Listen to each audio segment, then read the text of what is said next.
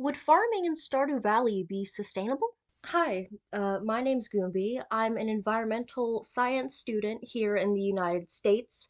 I'm hoping to go into restoration ecology, and I'm very stressed about the prospects of my future career right now due to the political climate. So to take the edge off and de-stress, I'm gonna make a video regarding one of my favorite video games of all time, Stardew Valley.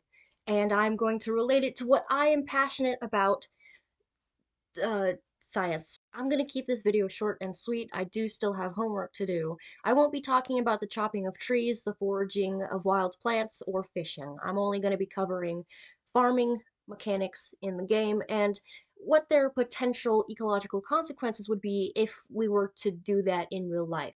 To start off, let's talk about the plot of land your grandfather gave you. Now, Grandpa, this land is garbage. This farm is overrun with weeds. This abandoned plot of land is what we would call a disturbed area, meaning the land has been changed or even damaged by human activity.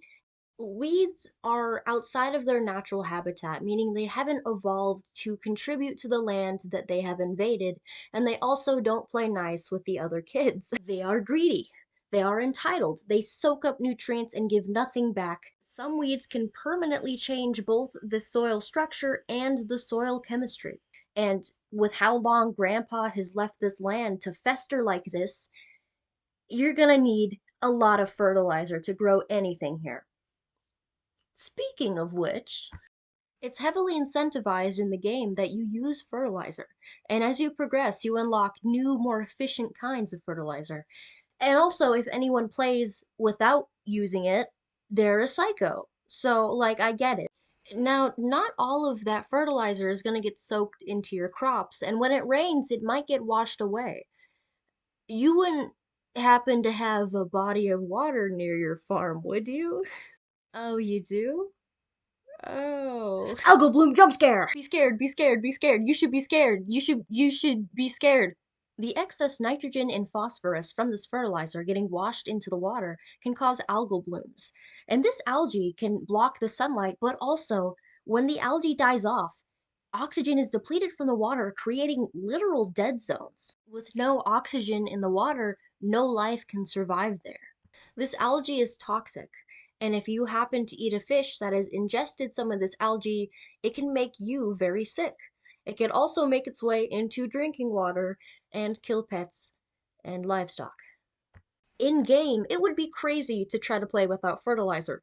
Corn, for example, takes 14 days to grow without fertilizer, and I'm not waiting that long. I don't think I've ever played 14 consecutive in-game days. I always quit after like 6, maybe. Unfortunately, farmers in real life had that exact same thought. The shadow of my nose makes me look like I have a second nose. I fixed the lighting. Can you tell? A charming feature of Stardew Valley is that each season comes with its own lineup of crops with some overlap. But in the winter, unless you're harvesting wild plants to then turn into wild seeds, you're not planting any cover crops really at all. And that leads potentially to a lot of erosion. Now, I don't know if you know this, but you need the dirt to stay on your farm so you can plant the plants in the dirt on the farm. Got it? Cover crops can be super beneficial. Not only do they physically protect from erosion, but they also retain moisture and all of that fertilizer that you added to your soil earlier. Now, us Stardew Valley farmers don't have cover crops, so we're losing moisture, and I haven't even gotten into the water use in this game. Sprinklers every day, really? Come on now. We're losing the dirt off of our farm. It's swept away by the wind, and we're losing all that fertilizer we just paid money for. Pierre, can't you just give me the fertilizer for free, man? Please, come on, man, please. Now, for my final verdict, I don't have a gavel. I don't even have the next best thing, a hammer. I had a handheld saw around here, and I thought that would be really funny, but I couldn't find that either. But I do have like some tree trimmers, and I'm gonna use this as my gavel. So for my final verdict, Stardew Valley, not sustainable. Case closed.